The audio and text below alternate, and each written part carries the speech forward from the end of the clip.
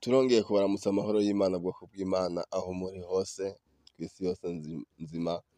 Reka dufate akanya keza ko gusangira amajambo y'Imana twongera dushimira Imana ituzigama ku munsi ku munsi. Aho uri wumve woshimira Imana ikugejeje ino saha na kano kanya ukiriho ugishima izina ryayo. Hari benshi batakiri kw'ino si y'abazima, ariko we kuba ukiri kw'ino si y'abazima n'ubuntu wagiriwe n'Imana. Nta vyinshi wakoze vyiza vyotuma uba ukiriho. Ndumva wofata akanya keza ugashimira Imana yabikoze. Ni Imana ikwitayeho, ni Imana igenda ikutsindanishiriza ku munsi ku munsi, ni Imana igenda ikugwanirira. Icubahiro cose kirushiriza kuba ic'Imana ubugira kandi.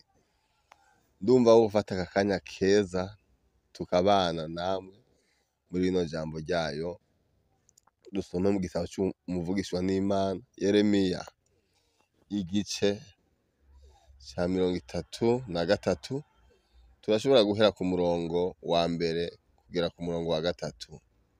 Igitabo c'umuvugishwa n'Imana Yeremiya igice ca 33. Duhere ku murongo wa mbere tugeze ku murongo wa 3. Hari amajambo meza y'indemeshanyo, amajambo aduhamagarira uri mu bibazo kumva wohamagara Imana ugatabaza Imana kuko niyo ishoboye vyose. Turasoma mu izina ry'umucunguzi wacu Yesu Kristo muri kino gitabo nyene c'umuvugishwa n'Imana Yeremiya igice ca 33 duhereye ku murongo wa mbere kugera ku murongo wa 3. Haravuga hati: ijambo ry'Uhoraho ryongera kuza kuri Yeremiya ubugira kabiri, acugaraniwe mu rugo rw'ibohero. Rituhoraho abikora, Uhoraho abirema akabikomeza. Uhoraho niryo zina ryiwe, uku niko agize. Ati: mpamagara nanje ndakwitaba, nkwereke ibihambaye n'ivyikinze ivyo utari bwamenye. Ni Imana ikwibwira iti nubwo wowe uri mwirinde, nubwo wowe uri mu bibazo bikomeye, nubwo wowe utagira shinge na rugero, irakubwira ikakuremesha ati mpamagara nanje ndakwereke ibihambaye, ivyikize n'ivyo utari bwamenye. Numva no kuremesha niba uri mu bibazo bitandukanye, iyi audio ikaba igushikiriye, wumva ata wundi wogira umutabazi atari Imana ikugenda ikuzigama ku munsi ku munsi. Numva ivyizigiro vyawe wobishira mu Mana. Urashobora kwizigira umuntu ariko bwaca akaguhinduka. Ugashobora kwizigira ivyo utunze ariko bwace bikayonga. Ugashobora kwizigira ibindi bintu byose ariko hahera umwanya ukabibura iyo vyanyikiye. Ndumva ino saha na kano kanya umutima wawe canke ibikugize vyose wotumbereza ivyizigiro vyawe ku Mana ikuzigame, ikugirira neza ku munsi ku munsi, niyo ishobora kukubera inyishu ya vyose. Yeremiya, kino gitabo c'umuvugishwa n'Imana Yeremiya igice ca 33 duhereye ku murongo wa mbere niho tuje gusoma aya majambo meza cane avuga ati: ijambo ry'Uhoraho ryongera kuza kuri Yeremiya ubugira kabiri, acugaraniwe mu rugo rw'ibohero. Aha Yeremiya ari mu bibazo, umuntu ari mw'ibohero, yugaraniwe mw'ibohero, aba akeneye kiremesha kuko ntubuzi ko ushobora gusohoka ibohero. Uri mw'ibohero wugaranye, nta vyizigiro vyo gusubira hanze uba ugifise. Ariko ijambo ry'Imana ryaje kuri Yeremiya ubugira kabiri. Ku murongo wa 3 niwe waciye utubwira uti: ati mpamagara nanje ndakwitaba, nkwereke ibihambaye n'ivyikinze ivyo utari bwamenye. Ni Imana ikubwira ati mpamagara nanje ndakwereke yuko ndi Imana ishoboye vyose.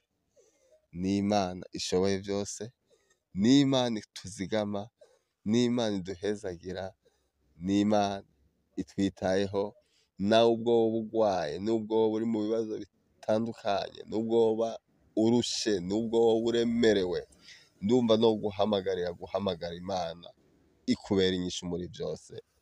Niyo ishoboye byose, niyo ishoboye kwishura.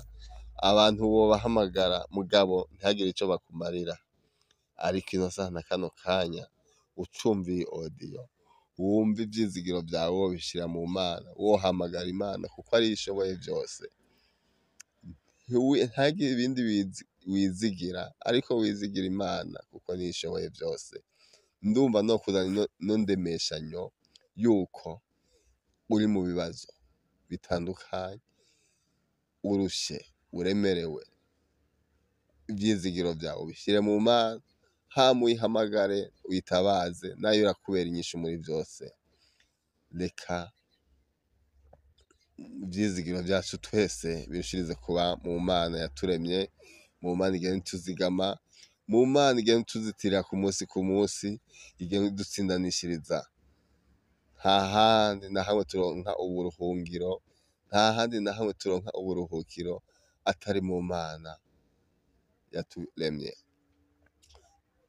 Yaraye amajambo y'Imana, aho uri hose wumve yuko ivyizigiro wobishira mu Mana, ikikuruhije, ikikunaniye, ikikuremereye, wumve yuko wohamagara Imana ikakubera inyishu.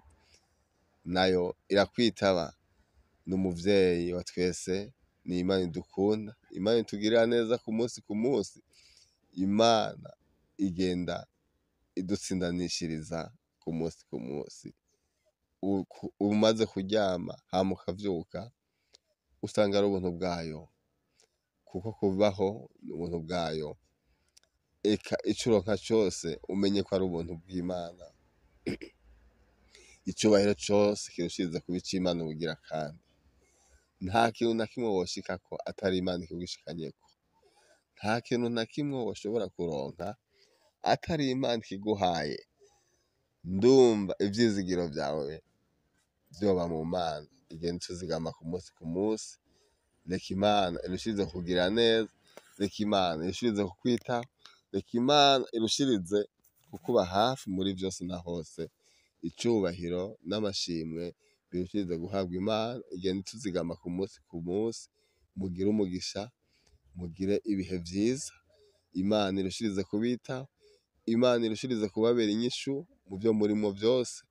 Imana irushirize kubakiza namwe muba mugwaye, ibiteho, ibabere umuganga, kuko woshobora kuja kwa muganga hama ukabura ayo kuriha, ariko utabaje Imana irakuvura, ikakugirira neza, ikakubera inyinshi muri vyose. Reka Imana irushirize kubazigama,